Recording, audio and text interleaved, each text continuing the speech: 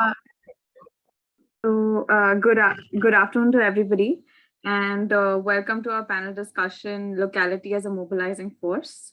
We are glad to be discussing locally led adaptation strategies in South Asian context at the COP Resilience Hub. The idea of our discussion is to bring the experience and knowledge of resilience building, and we aim to discuss local organization, public participation, and basic and best practices, specifically in the Indian coastal region, which, as you all know, is very susceptible and vulnerable to the onslaught of the climate crisis. I would really like to thank everybody who has joined this session because we're very excited for this. And today we have a diverse set of panelists with us. We have members of the indigenous community of Mumbai and artists. We have a policy researcher and we have an architect. Our first panelist for today is Sarita Fernandez. Sarita is a coastal and maritime policy scholar who works particularly on land use of coastal zones, ocean governance, resource management of maritime zones, and stakeholder equity in policies.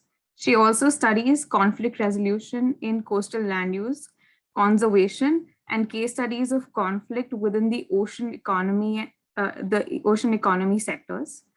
Sarita also happens to be the founder and managing trustee of Mojim Sea Turtle Trust. She's also a member of CAPAN, which is the Coastal and Marine Policy Advocacy Network. We also have with us Kadambari Koli Tandel and Parag Tandel. Both Kadambari and Parag belong to indigenous Koli community of Mumbai. They are the co-founders of Tandel Fund of Archives, which is a socially engaged archives and ethnographic pop-up museum that aims to gather the document formation of fishing communities in and around Greater Mumbai. The duo collectively works towards exposure of this content through public art events in the social sphere. Individually, Kadambari is an art educator and a visual artist, and Parag is also a contemporary visual artist, sonic ethnographer, a poet, and an activist. And for a last panelist, we have Shardul Patil. Shardul is a co-founder of the ecological architecture and participatory design firm Design Jatra, along with Pratik Damner and Vinita Kaur Chigaria. Design Jatra is a socio-architectural practice. Their work emphasizes on engagement of local communities alongside contextual, responsive natural materials. They are also involved in running a social enterprise called Tokar in the tribal village at Murbad, Dhanu. Alongside this, they are also working with tribal youth organizations and self-help groups, which help to resolve many development issues through community building. We welcome all four of you, and we are glad that you agreed to do this. So a little bit of introduction about ourselves. Both Anushka and I will be moderating this discussion on behalf of URBS.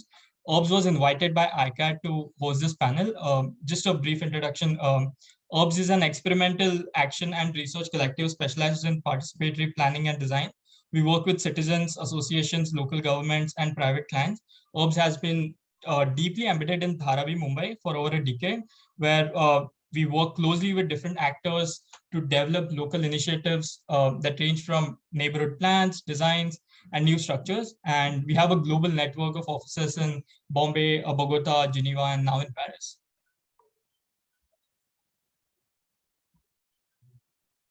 So before we begin the conversation, we would request all the viewers to just keep themselves muted. And you're welcome to put any questions in the chat box. We will address them if we have time at the end. And the panelists have already agreed that they're comfortable with answering the questions in the chat box if you put them there. And so today we will be discussing via 3 prompts. Each panelist will have about 5 minutes to put their thoughts forward. And the aim of this session is to start a cross-disciplinary dialogue on climate adaptation. And so without spending any more time on this, I would begin with the first prompt, which is, do you think communities undertake action solely on the basis of predicted climate change? Or is it a response to local government policies and actions threatening the existing socio-ecological framework? So we're just going to put this question in the chat box and all the other questions in the chat box so that they're there and you can always refer to them. Sarita, let's start with you, and then we'll move on to Shardul, and then Parag and Kadambari. Sure. Am I audible? Awesome. So I think it's a combination of two factors, because we've seen communities on the southwest coast, particularly in Goa and Maharashtra, where I have done a good amount of my field work, adapt or basically react to climate change impacts on these two different, for these two different reasons. In Maharashtra specifically, and Parag and Kadambari also will be talking about them. We've seen in Navi Mumbai, when it comes to Uran, these small scale fishing villages, or Worli, where the reaction to adaptation or climate related policies or any mitigation measures come from a policy, a government-led policy, a government-led project, which they see is going to impact their fishing beds. It's going to impact the intergenerational equity, where their kids won't be able to do the same thing that they are doing. And so we've seen a demand for climate mitigation steps on that front from such communities. When you come down to Goa, it's something on the first part, which is basically we see the hazards happening. For example, Cyclone Tauktae happened this year, which basically threw a frenzy around many communities, whether it was in North Goa or South Goa. And North Goa is a little more developed, where you have a big chunk of the tourism sectors, local tourism sectors and economies placed there. And so none of the coastal infrastructure was prepared. The governments were not prepared to see a super cyclonic event of such scale. And so because they seen erosion and because they witnessed damage of that scale, not just economically but also socially and culturally, in some villages where the sand dunes and the mangroves were disseminated beyond repair. So they have basically looked at innovation or adaptation measures. They've started asking these questions actually on what could they do, because they obviously, like, these are very rural coastal communities, and big things like seawalls or dikes and all is not something, especially in a coastal tourism state, that you would really ideally want to have. So the conversations have actually opened up on restoration, like seaweed restoration and mangrove restoration. And although these conversations are still in a very nascent stage, even in the scientific front, where we are still trying to understand what do restoration projects actually do, apart from the carbon sinks and everything, what is their social long-term impact on these communities. But these communities have started asking these questions from themselves, rather than it coming from a top-down approach with the way we've seen other contemporary projects ruling out and policies ruling out. Sorry.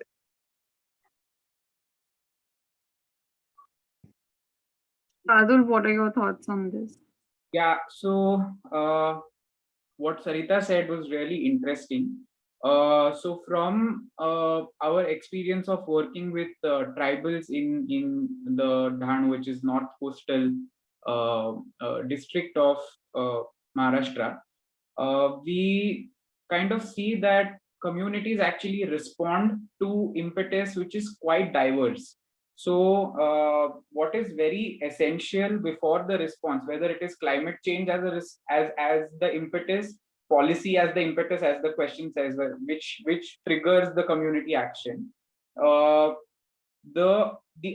see climate change or policy frameworks as outcome of an impetus. So the very important thing that we have to remember while working with communities, and something that we realize, is social capital. So for us, when we are working with communities, I think we see that when there is good amount of social capital, and what do I mean by social capital is when 10 people come together with some common goal and then try to move towards that direction.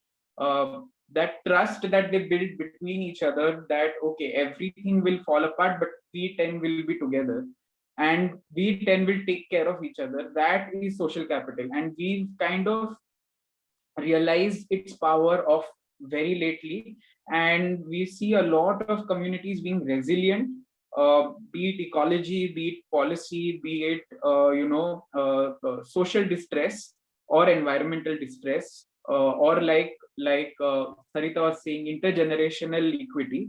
All of these factors depend on what kind of social capital is generated between these communities when they come together.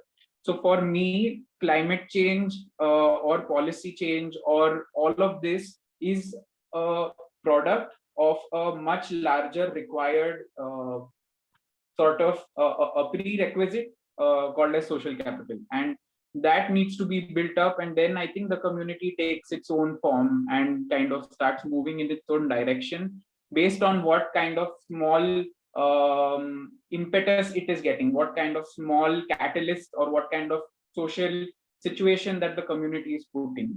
So that's how we also realize this off by working with a lot of self-help groups where they kind of move in the direction we as facilitators would want to make them move in a certain direction, because we are architects, we are environmentalists or whatever, but they will move in the direction that socially they feel relevant.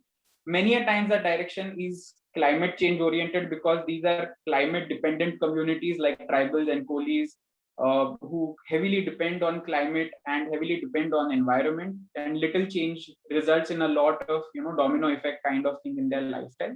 So a lot of time the impetus is climate related, but before all of it there is this community feeling that needs to be generated according to me.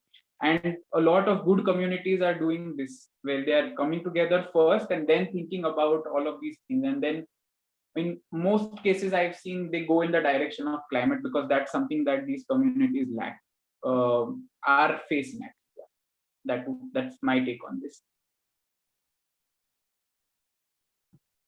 Right, that was really interesting. So what do you think, Kadambari and Parag? What do you all think actually?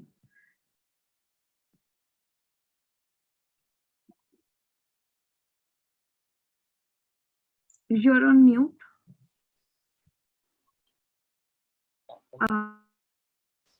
So I consider just a small focus as Koli community. They are said to be settled around, they are also settled since Stone Age. Earlier tribes, means in ancient time, like prehistoric period and in Stone Age period, tribes used to migrate for food. And then we see Koli community who is based on coastal periphery, and they settled very early before farming was done, because hunting was very easy in ocean. In 1 kilometer of perimeter they were getting fish like food, and it was easy to catch. It was more easier than catching mammoth or a tiger or any kind of species, animal species. And then city comes, huge city comes, and there is master plan of Bombay, and this master plan destroys whole environment. So if you see, the basic need was food, shelter was there already. They can develop shelter, it was easy for them. But the big master plans which were bought to Bombay, they only created grids in the Bombay. But my question as an indigenous Koli representative is, when you create a grid, what happens with the kachras? The sewage. Savages, the savages, remnants which are getting out of the city. There are mountains which are developing in each part of Bombay, like they are creating hills of huge trash, which is creating from city. If you go to village trash is very different. And if you come to city's trash is very different, because our lifestyle is very different. Products we get is very different. And I feel that moreover, you can shift whole coastal communities can be shift on from lower belt to upper belt, and they can be saved. These communities can be saved, or through by shifting or migrating them. But problem is that we are worried is food security, which is very, very important. We can deal with climate change, but this catastrophe of climate change will change our food habits, which were earlier parallel with nature, which were parallel with environment. And what we will do means it's confused. People are confused. It's not about Koli people's livelihood. Their livelihood will survive later, but what will happen? It is larger picture of food security. I will talk in the what he spoke about the indigenous community. First of all, the climate change has, as per the question, has come into place only because I feel because of the policies, because that is the reason why, whenever indigenous people come into action, they are never considered when they make these policies. Indigenous peoples actually know about the different aspects of fishing or the aspects of the sea. So when it comes to the sea or to the ocean, these aspects are not taken into consideration, and these policies are made just like this. There is no transparency between the government and the indigenous people who can talk out situations like this. It's a knowledge. So it is a knowledge. It's an ancient knowledge which can be shared. You can use it. You can use it, and that is sustainable, not for 150 years or 5 years of plan. It is self-sustainable and it is long-term sustainable. This knowledge is kind of, it can't get lost after a few years, or you don't have to gear it or assemble it again and rethink it. Right, and these are very interesting points, and it actually leads us to our next question. Since you talked about all the issues with the indigenous communities and the government or the local bodies, in your experience, have you come across any community successes or adapting and community successes of adapting and mitigating the climate crisis? Have you come across any set principles or best practices that others follow? And also, what are the factors involved? If there are any successes, what are the factors involved, and how can a community as an individual or as a whole contribute on the local level? Maybe Shardul, you want to start with this question?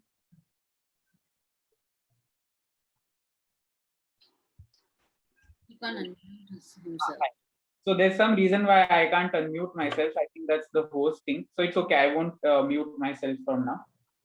Before I actually take in this question, a very interesting point is raised, because my answer is to the question is based on the question that is raised in the chat box, since I'm addressing it now. Whether the facilitators go through a supremacy complex, because most of the time we see that facilitators are environmentally social activists like us. Okay, so yes, I actually am guilty of that. Like I said, when we started working with communities, we are still architects, so nobody teaches us to work with communities in college, and we were young architects who wanted to work with communities, and that is when, and we had a vision that we had generated out of, like Parag was saying, out of our college conditioning, and we tried to for almost 2 years to kind of make the community understand our vision, and were very frustrated as to why they are not getting it. It is related to the environment. They are facing environment problems. They are saying they are facing environment problems, but they don't want to act on it. That was our conclusion. This one fine day, when we spoke their language, okay, forget the environment, forget everything, let's talk what you guys want, okay, and let's talk what you want to do with your village. Let's talk what you want to do with your tribal identity. and let's talk what you want to do with your environment. That is when they started responding, and from there it has been an amazing leap in terms of response, trust building, and all of this. So I think facilitators go through this curve of having that supremacy complex, and then slowly the if the facilitator is good, that will be broken in the first year or something of the facilitator's work. And this goes to the question that has been asked, whether we see communities who have worked and what works in communities. I would emphasize the initial nudge that is given by a facilitator, because to generate social capital, to get people together, you see going in at least I will talk about tribals, like how I was talking about police, I'll talk about tribals. You go in tribal villages since 1990s, I think they have been fed that, you know, you guys are poor and you guys are supposed to remain poor, and somebody is supposed to help you to do things. So to break that notion and empower them again, I think that is where facilitation is required.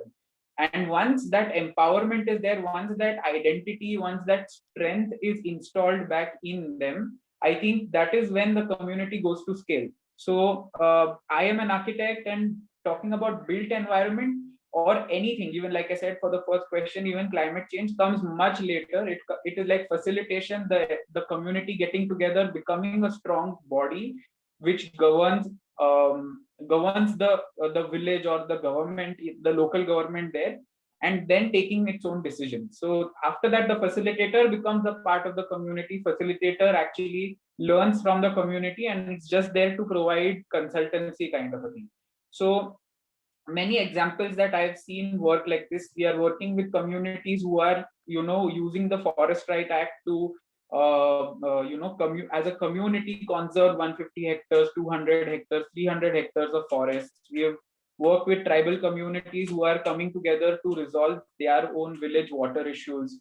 We are working with tribal communities who are fighting for their hunting privileges, and, you know, many things that happen as a community because of good facilitation, and because of the community also being responsive towards that good facilitation. So for me, facilitation is a prerequisite, and the community also working together, because we see a lot of times there is also a rupture in the community and the social capital because of some political you know, ill practice or whatever. So that is where, you know, there's a lot of groundwork that needs to be built with the community before actually taking action. So I've seen good community work done after you can see the product after say 7 or 8 years of, you know, just dialogue. So similar with us, like we've been working with a community with, I think, dialogue of 4 years, and now we can talk about seed conservation with them. We can talk about handicrafts, we can talk about sustainability, all of this after probably like 4 years of dialogue. So that initial dialogue is very important according to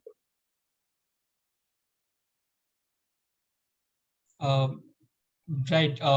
Kadambari and Parag, do you want to add?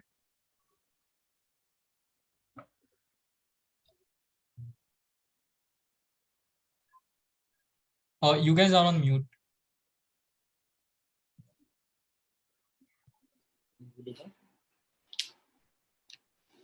So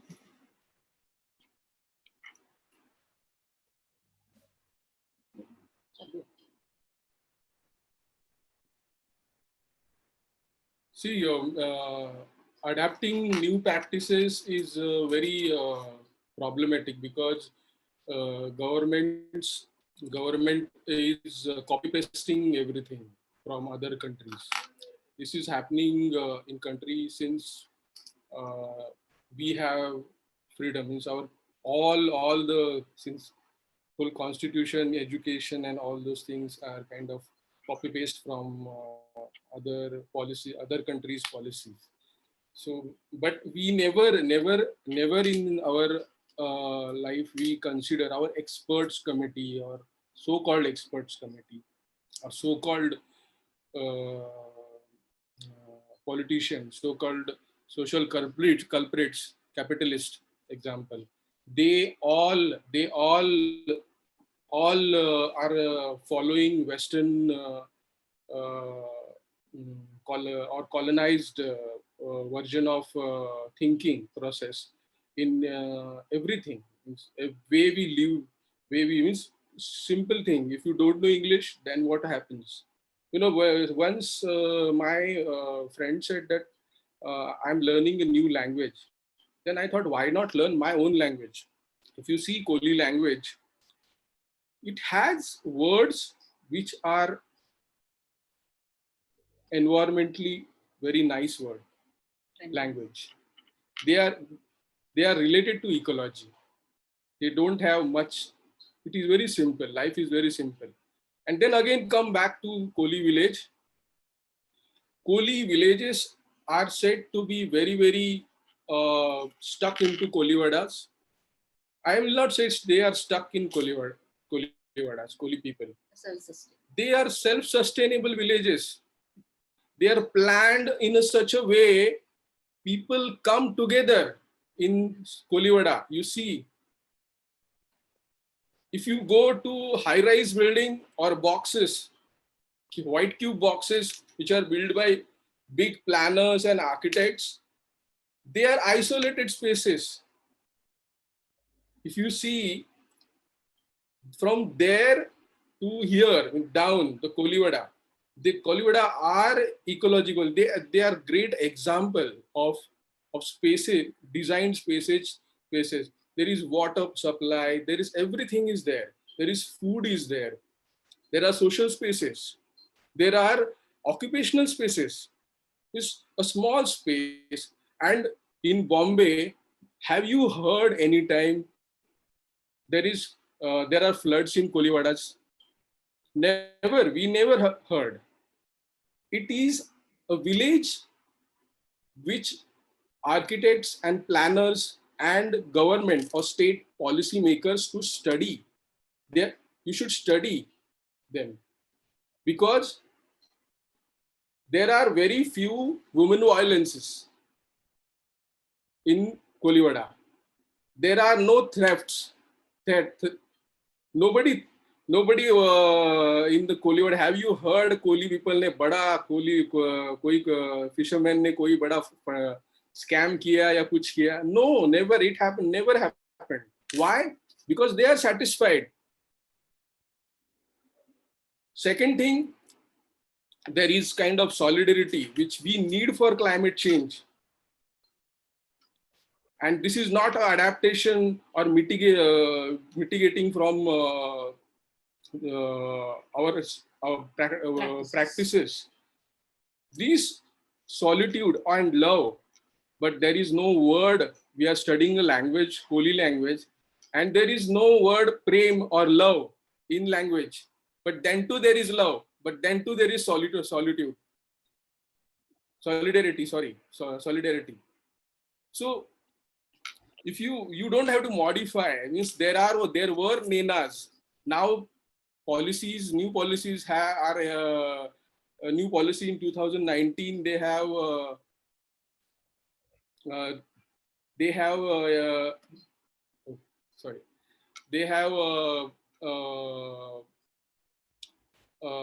reviewed cage fishing, which is not possible in Bombay because our oceans are tropical grounds. But we have nena fishing. Means in mangrove forest there is small pond which we used to make. Our ancestor used to make, and there fish breeding was going to.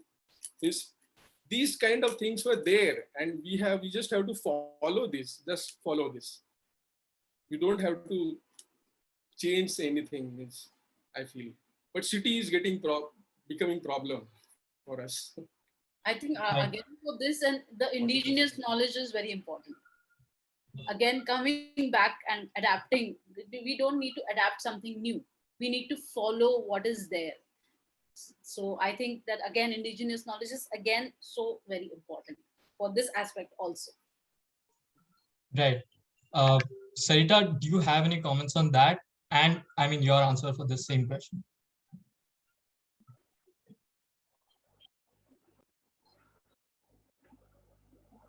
Yeah, okay, I'm unmuted now. Yeah, I mean, it's pretty much on the line of what Shardul, Kadambari, and Parag have said. One, I can just give you a nice case study, a story actually. It's just a very brief one, where when Goa was in its early 2000s and the state was looking at how do we develop the state, how do we create an economy for the locals, for everybody in the population, and the idea of tourism had set in because that was something already done in the last 4 decades and showed promise with international tourists and stuff. So the idea was that you should really develop, you should move towards the tourism sector, and these were indigenous communities like the Kunbis and the Dagars and all these other, like the Kolis, very indigenous coastal communities present there, living in sustained communities the way they were, and other communities as well. And the shift was, the demand was like, okay, now we need to develop, now we need to look at concrete, now we need to look at infrastructure in order to sustain and have like a sustainable future in the state and earn some money here. And 2021 or since 2018 in fact specifically, a new dialogue started coming, which was like, okay, now we have to look at this in another way. Now you cannot really look at, you cannot make a livelihood using coastal tourism anymore the way it can, because it's maxed the capacity, and we are having climate crisis, we're having this and that. And the response from these communities are like, we didn't plan this. So climate crisis, and you're telling us to adapt to it now. And adaptation in the sense, a transition in the sense where we are looking at telling them to this thing, infrastructure. So communities, for example, a mangrove forest, which said that, oh, instead of a mangrove forest, why don't you have a 5-star hotel, reclaim it, and make it and make some infrastructure on it, earn a livelihood. And communities actually did that. They went and disseminated sand dunes and all these things because they did not find scope back then. And suddenly, after decades, the conversation starts that climate change is real, the crisis is happening, we need these things back, and they're like, now how do we transition back? And so this is where I feel this is one of the biggest conundrums they face right now. They were like, we followed the modus operandi and we did what was asked to do, like to transition to build the economy, to build the community. And now we are being asked to do something which is in the stark opposite direction. So that is just one thing. But in Goa specifically, because of its history and its people, one of the adaptation measures that they are looking at is to very actively now move away from the coast when it's coming to infrastructure and livelihood. So there's a very strong impetus on adhering to that 500-meter line from the high tide line in several communities, not the very intensive, aggressively tourism ones, those beaches in North Goa.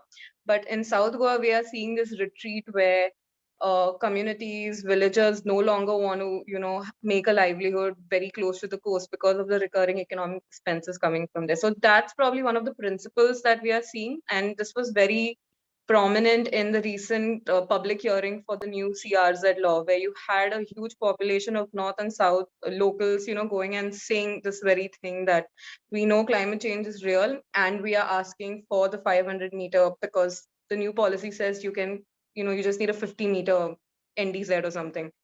And yeah, so that is one way. And other ways is just this conundrum where they are like, this is what we were doing since, since our ancestors have been here since a very long time. It's just in the last decade that we've transitioned, because this was what was asked to transition. And now we have to transition back to something that we were already doing. And I think this is where the mitigation question for them is an unfair question for them when it comes to this. Right. So I feel that like all three of y'all spoke very specifically with respect to local efforts, because obviously that was also the question. But how do you think that these local initiatives then compare to the international efforts? Like, since now we know that this is going to the COP, so what do you think that, how does it is it can you compare the two, and is it comparable at all, or can they learn from each other, and is there something to learn there? That's, I think, the third prompt for today, and I think we should begin with Kadambari and Parag. Anushka, if I can come in, my question is also about, can I come with my question just now so that everybody can answer at Sure. one shot? Yeah. Sure. So the question is from the last participant at the last session. He said, when we keep making a big deal about people's resilience and, you know, their capacity to adapt, the policymakers basically fold their hands and say, we don't have to do anything on our side. People are resilient. So when we, you know, how do we as people managing and bridging the gap between policymakers and communities manage this conversation or this discussion? It'll be good to reflect on that. Yeah, definitely. Kadambari and Parag, I think you should. Yeah. So we need to decolonize our whole lives. It's not easy to decolonize. Decolonize in the sense, you know, if you see Western Coast, there are a lot of narratives in my community and Western community, basically. The colonization started from there because most of the ports are there in Bombay and in Thane. Thane being a very ancient port, water filling port, or Kalyan or other ports. What I really feel right now is that we should try to decolonize our lives, way we think, way we live, or way we behave also with ourselves. Because earlier life was very easy, and now way a city as a magnet, if we see, and people are attracted, and way state generates attraction, and we will provide you the job. We have to shift city. More than city, we need communities, a good communities, and which can be developed in villages also. And we have to empower them to not to travel to cities, because city develop lot of trash. Again, coming back to the city planners and master city planners. But if you see as a Kohli as a community, sorry, I know many people are architects here. So please don't mind. As a Kohli people, they see ocean as forest. They don't see ocean as just a fluid water, landscape. Like they see inside, and that forest is not just forest for them. We are taught that there is forest within forest, forest within forest, and forest within forest. And that is very much important to understand. And Kadambari will speak about how ocean is being used and like how we see ocean actually. Basically now, globally, I will say, the ocean is being scooped out in various ways, you know, and for various reasons. So this scooping out is again another factor which is again we can't compare this, because what we used to get, what catch we used to get before and what catch we get today, there is a huge differentiation, and you just can't compare this catch. So it is like again there are a lot of factors involved in this also, globally as well as locally. As a community, what we face, first fish used to be there, right, in the periphery.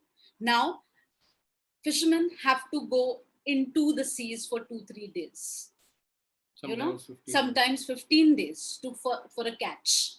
Now here all the catch is there. They require more number of people.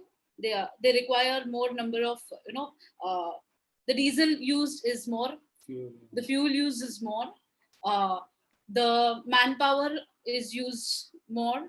Again, the amount that to be given to the manpower becomes more. So it's so much interrelated, and this is not happening only locally. Nutrition depletes. Yeah, and again, this scooping out is again the amount of fish that you get is depleting again. The nutrition level is going down because they are not reaching a certain level. The fish which are scooped out for breeding, they need to reach a certain level, right? They are being scooped out before they reach the breeding stage. So this is so much interrelated to, what if you call globally or locally, this is so interdependent.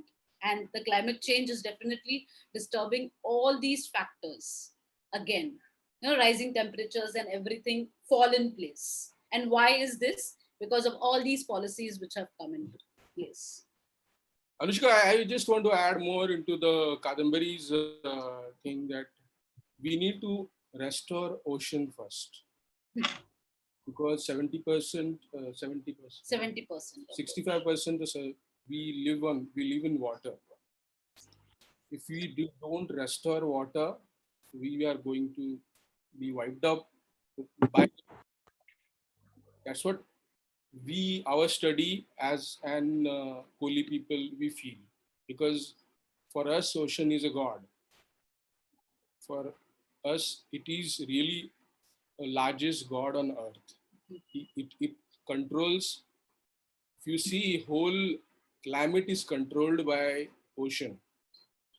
All storms are controlled by ocean. If you see ocean as a dumping ground, then it is biggest problem. If you see the ocean, way ocean is used, it survives us, it has made us, it has given birth to us. And then way we treat, majorly city, I'm not talking about villages. Villages have their own way of living. They don't, this way we eat, what we eat, way food comes to our house in packaged form. And because of that, pollution happens. Because city needs fast things, fast food. And we talk about oil pollution. We talk about how many people use shampoo at home. Shampoo contains silicone. We are not aware of silicone disaster.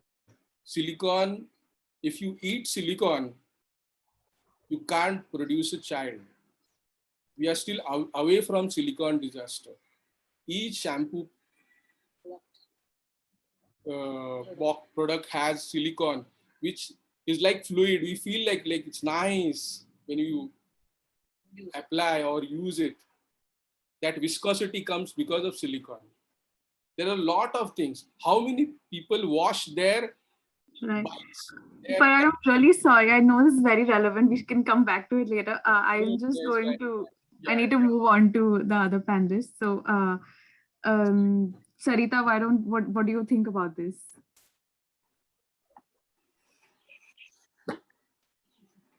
Sarita, I think you muted again.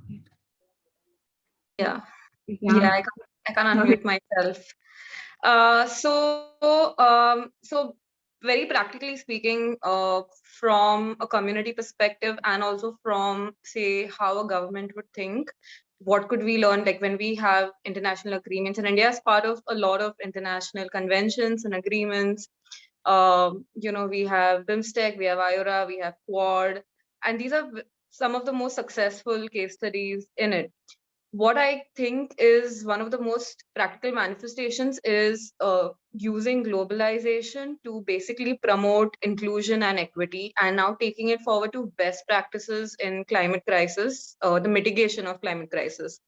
So say if we are having international conferences where communities like the Kolis or communities from rural coastal areas like Goa have access to their phones, or all these webinars and all these things are uploaded online, and have access to the technology part, the innovation part, what kind of dialogue is being spoken, like they are seeing small scale fishers getting representation, say, in other parts of the world, like in Africa or on the Caribbean islands. And then they realize that they should probably have a policy for small scale fishers, in India too, if there isn't one.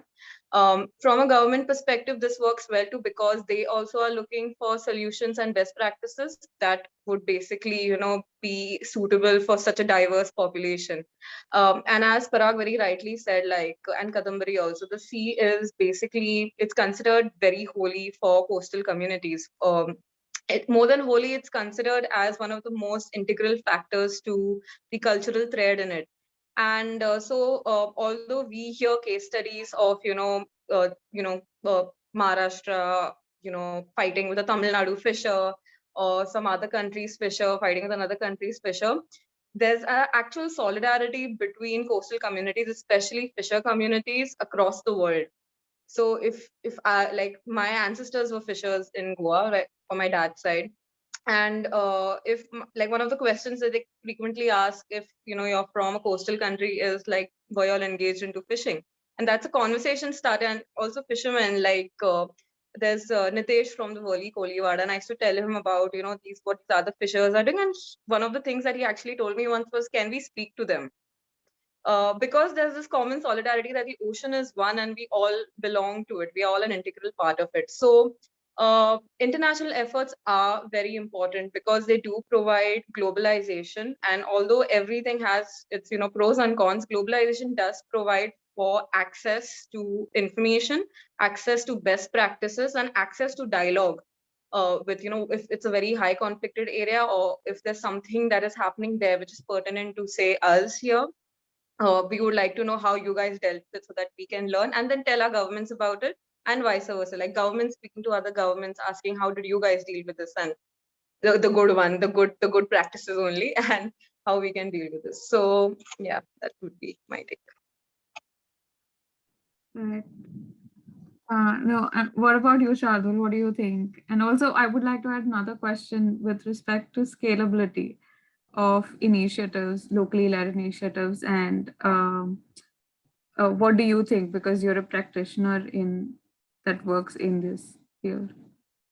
So very interesting conversation. Actually, I quite agree with Parag, Kadambari, and Sarita on this topic. However, I will actually take Celine's question before I go, because my answer to this question is connected to Celine's question as well. It was a very good question to ask. Actually, I read on the chat box, and that time only I decided that I'll take it because I think the policy makers and the governments need to be stakeholders in the entire process of community formation and taking solutions as a community, as much as the community needs to be stakeholder. It has to be an equal stakeholder. It should not be, so facilitator, government, and community, all three are part of this entire process of generation of vision for the community and hence the country at large. And that's the role I think policymakers should play. And if you, I don't know about, I'm not a very good reader of urban policies, but if you look at rural policies on paper, they very much encourage this. So even if you take the rural policies and make the government officials in grassroots level, aware about their role that they have to play. They are not gods over there. They are not people who are supposed to provide for the government people. They are there to make sure that the community takes decisions well, right? So if you talk about village level, then it's the Gram Sabha which becomes the strongest entity in decision making. Okay. Again, I will, like Sarita gave a case study. I'll give a case study of our own community, which started off with saying that no, we are not entitled to all this. We are not. We are losing our lifestyles. These are all young tribals who want to go to city, and their primary goal was how can we go to the city and earn. From there, taking the conversation to making their own government answerable to them. wherein the Gram Sevak or the representative is taken to question and made to ask questions, made to answer why this was done, why that was done, how much money is going in what project in the village. All of this ties the community together, gets the makes the Gram Sevak answerable, and that is what the role of the government should be. It should be answerable to communities. It should be the stakeholder in decision-making processes, and very importantly, it should help community generate a vision. I think a lot of, though Parag said that we are looking at top-down visions throughout the city, but imagine every community generates its own vision plan, and it generates it through the help of the government only. The government itself can be a very good facilitator, but that nudge is required. And I think this is where the scale question comes. The scale of these initiatives actually happen like this. Like, I'll just again give an example. When we started working with the corruption and the Gram Sevak and the Gram Sabha, that's when 10 more villages joined us. And looking at those 10 more villages, another 10 more villages are planning to join. So it becomes a larger movement, like a ball rolling kind of a thing, because you are working at community level, and communities have their own ways of communicating with each other. So that is where the scale happens at local level. And like Sarita said about globalization and what efforts are being happening at a global level, I think as stakeholders, as facilitators, and as government, it becomes very important for us to kind of connect communities together, maybe far away from the world, far away corner of the world. We've been talking with our tribal communities, are talking with communities in, say, Uttarakhand, right? So there is this cross cultural dialogue which absolutely is required. And I think that's where this whole global phenomenon can help. Like, there are these crazy plans of converting hectares and acres of land to solar panels and stuff like that to mitigate climate change, but I don't think that works. I think what works is when communities take their own decisions with the help of government and facilitation. You are there to provide them information, and government is there to provide support, and community is there to make the decision. I think that's what is very, very essential. And that's how these efforts go to scale. I've seen them go to scale in many cases because of inter-community communication. And yeah, I think that's where I'll end also.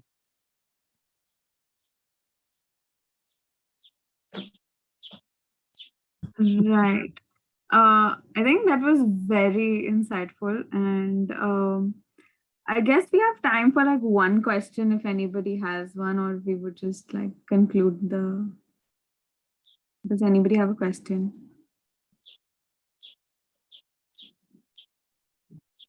Okay, so I think with respect to like the whole conversation, I guess nobody has a question. So with respect to the whole conversation, I felt like it was very intriguing in the sense that because we spoke a lot about locality and just the idea of the global and global versus the regional, and what are we, the regional, the national, and the global are all inert forces that have in some ways all shaped locality.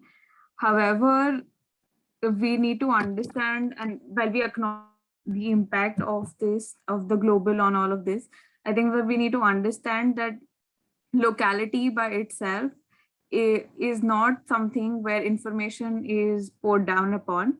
And what Kadambari and Parag said, what Shadur also said with his work, and I felt what Sarita was talking about with respect to the communities in Goa, is that while like change cannot happen without the participation of the local people, and change does not happen by just educating them about some larger policies that somebody is discussing somewhere all across the globe. And I guess any planning or any policy or any particular, especially with respect to the environment, cannot be rendered successful if it's shoved like down upon people. And therefore, I think from what I concluded from this conversation, what we concluded actually, Partha and I, was that we believe the locality is a space in which knowledge is produced, and that local collective intelligence, when it's combined with regional and global agents, is and can be a formidable mobilizing force, which I feel can cause actual change, can actually initiate change. So I think, Partha, what do you think about this? Yeah, I think that sums it up. If all three of you, if you have any last comments, please feel free to join in. I actually have one. Yeah. So this is with continuation with what Anushka was saying also. I feel there is a lot of gap also. I can understand the government perspective also, because they are there in power for 5 years and they have to show result.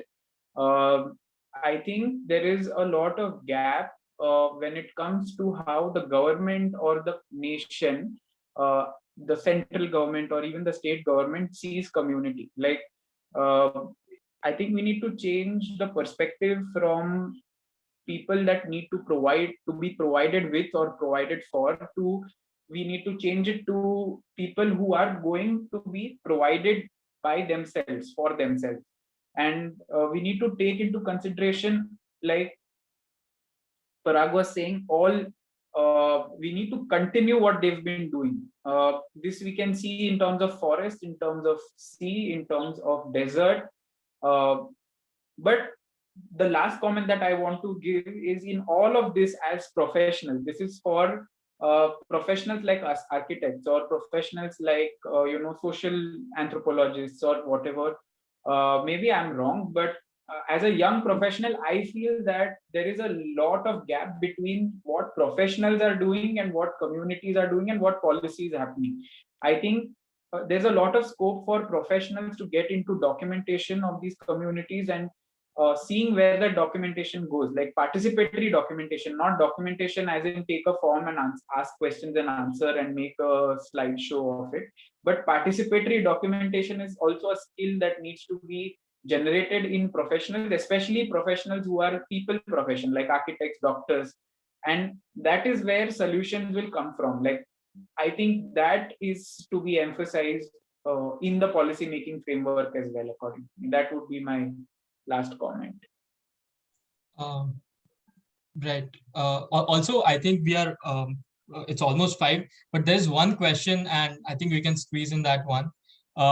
So there's a simple question that all communities, local, indigenous, rural, coastal, etc., have various needs. And then there are the fast moving cities in case of how the societies coexist. Should they even do? If anyone wants to take up this question. Yeah, so that's a brilliant question actually, and I've actually thought about writing a book on it. Basically, I studied in Mumbai, which is a very fast city, very fast, very cramped, very polluted, as Parag mentioned. There's a different dynamic when it comes to understanding coastal cities. And then I worked in Goa, which is coastal rural place just after Maharashtra. And basically, I did come to a conclusion that cities they do provide employment, they provide cosmopolitan, that the cosmopolitan atmosphere. There's a greater sense of equality, especially with regard to class and caste, that is very much more prevalent in rural places, in rural, villages and stuff. And one of the conclusions, at least as of now, is that villages cannot, like the way that we look at development, it cannot be villages transitioning into cities. Cities transitioning into the sustainable ways or the sustainable functionings of a village is a goal that cities should look at. But villages should not be transitioning into cities, and cities should not be looking at, like, if we want to be sustainable and if we want clean air, we have to just break it up into different, like Mumbai will have to break up into like villages again. because that is literally how a government official will tell you, like, how do we make a city sustainable? Like, you don't expect us to make it a village again. And so that's where it hit me that, okay, this is how we are looking at it. Like, we look at, development when a village becomes a city. And that is how the loop has been going. And so I think that's where you cut the loop and be like, a village should be a village, like with at least what we have, and learn from how a village mechanism works. And a city should be a city, and it should be better at what it's doing, because these two provide different things to human beings and different things to different communities outside coastal indigenous communities, outside tribals. There are other communities too that reside in these two places. And so again, a question of equity and how equitable these things are comes into play. So I think that would be one way that I could think of answering it. And just some closing points to this would be climate change is something that is going to impact everyone. But with regard to coastal regions, every ocean economy is going to be looking at a very big hit. The problem with a lot of ocean economic sectors, especially in India, is that most of these sectors function in silos. Like, there's conflict between fisheries and shipping. There's conflict between shipping and conservation. There's conflict between conservation and everybody else, basically. And so I think that is one of the reasons why I started working on conflict resolution also, is because I figured that climate change is hitting all of us anyways. So rather than keeping and working in silos, it's time we need to come as a collective network and correlate together to find these solutions, to talk about issues. If like in Worli right now, you have a big coalition of architects, lawyers, urban planners, people from veterans, who are ex-military people and stuff, who are coming in support for these villages, for these communities, because they do understand that this is not just a Worli issue, it's an entire city issue. It's going to flood if this project takes off. So I think that would just be my closing points. And thank you once again for having us.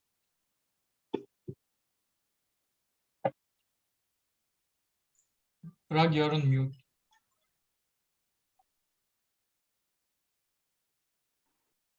So I'll finish quick in 2 sentences that the policymakers do have to think that you don't have to make tangible physical structure as their portfolio in 5 years or 10 years. I feel that there are also intangible impacts they can make, and they should look into those intangible impacts, which are very much important for climate change. Because usually what happens is that they want to develop a portfolio. Past 5 years we did this, but that is a physical structure. You need to make intangible impacts which develop good minds and which will develop future of our earth or our cities, our villages. Thank you. Thanks so much. Thank you all for coming, and thank you Kadambari, Parag, Shardul, Sarita for doing this. And bye. Have a good evening. And we would also like to thank ICAT for giving us this opportunity to discuss Great. Great, you're welcome. And now we look forward to your outcomes so we can show them off at Glasgow. So please send us nice short outcome. Sure, yeah. All right. Thank you, Celine. Thank you. Bye, all of you. Y'all were Have a very good good. evening. Bye. Bye.